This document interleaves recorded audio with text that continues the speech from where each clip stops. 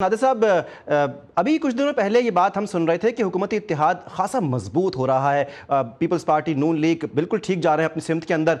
लेकिन अब अचानक से जो बयानबाजियों का सिलसिला शुरू हुआ है, और ख़ास तौर पे अब आपकी तरफ ये कहा जा रहा है कि अगर आपने जवाब देना है, मुकाबला करना है, तो परफॉर्मेंस से करें। ये आपकी तरफ बॉल फेंक दी गई है, क्या कहेंगे? देखिए जी, निहाल हाशमी साहब तो बहुत अच्छी पॉजिटिव बातें कर रहे हैं और मैं वेलकम करता हूँ इनकी सोच को। और मुझे उम्मीद है कि फ्यूचर में इनकी जो लीडरशिप है वो भी इसी तरह की एक एटीट्यूड रखेगी, जो कि हमने देखा भी है अक्सर। बट अनफॉर्चुनेटली जो मरियम नवाज साहिबा ने जो अल्फाज का चुनाव किया, उससे हमें सख्त इख्तलाफ है। और आप सब ने सुना, ये नहीं कि सिर्फ पीपल्स पार्टी वालों ने सुना, पूरे पाकिस्तान ने सुना, हर चैनल पे था वो, कि उंगलियां तोड़ देंगे और मेरा पानी है या मेरे पैसे हैं। ये चीजें आप मतलब किसी डिक्टेटर से एक्सपेक्ट कर सकते हैं, बट एक डेमोक्रेटिकली इलेक्टेड चीफ मिनिस्टर साहिबा से, जो कि कोलिशन गवर्नमेंट के बाद मतलब उनके चचा जो प्राइम मिनिस्टर बने हैं वो कोलिशन के वोट से बने हैं। इस सिनारियो में और इस ग्राउंड रियलिटी को मद्देनजर रखते हुए इस तरह की जो जबान है वो उनको खुद नहीं करना चाहिए। और अगर उन्होंने कर दिया है तो माफी भी अगर मांग ले तो इसमें कोई बुरी बात नहीं होगी।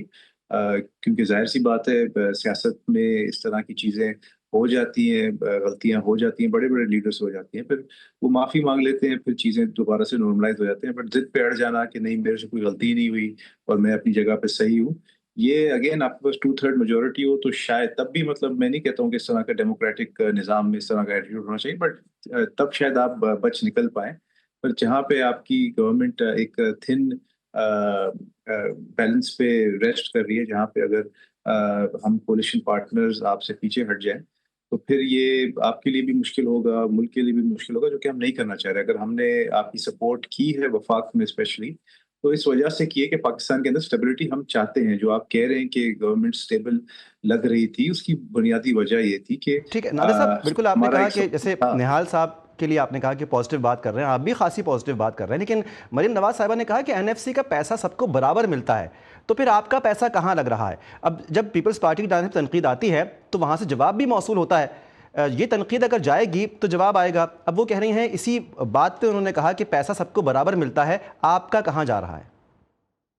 देखिए, पैसा सबसे पहली बात तो ये मिलना तो दूर की बात है। सबसे पहले तो ये चीज़ वाज़ेह होनी चाहिए कि सिंध जो है सबसे बड़ा जो है कंट्रीब्यूटर है पाकिस्तान की रेवेन्यू और टैक्स कलेक्शन में। तो अगर वफाक से हमें कोई पैसे मिलते हैं भी तो वो कोई एहसान नहीं करे हम पे। हमारा सबसे ज़्यादा हक सिंध का ही है स्पेशली। ये तो सबको पता है, आप खुद कराची में रहते हैं, निहाल साहब भी कराची में, और जो आपके तीसरे गेस्ट हैं फिरदौस नकवी साहब, वो भी कराची में रहते हैं। कि सदर का सिर्फ जो एक मार्केट है वो पूरे लाहौर से ज्यादा टैक्स रेवेन्यू कलेक्ट करके पाकिस्तान के खजाने में ऐड करता है। तो जितना कराची और बाकी सिंध को दिया जाए उतना कम है।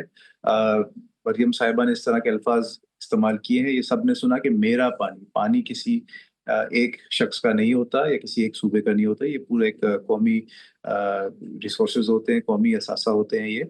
और सिंध को जो स्पेशली पानी मिलना चाहिए, ये तो अभी कनाल के इशू के बाद भी इस चीज़ को हाईलाइट किया गया है कि सिंध का जो शेयर है इंडस वाटर ट्रीटी अकॉर्ड के तहत, वो हमें शेयर नहीं मिल रहा।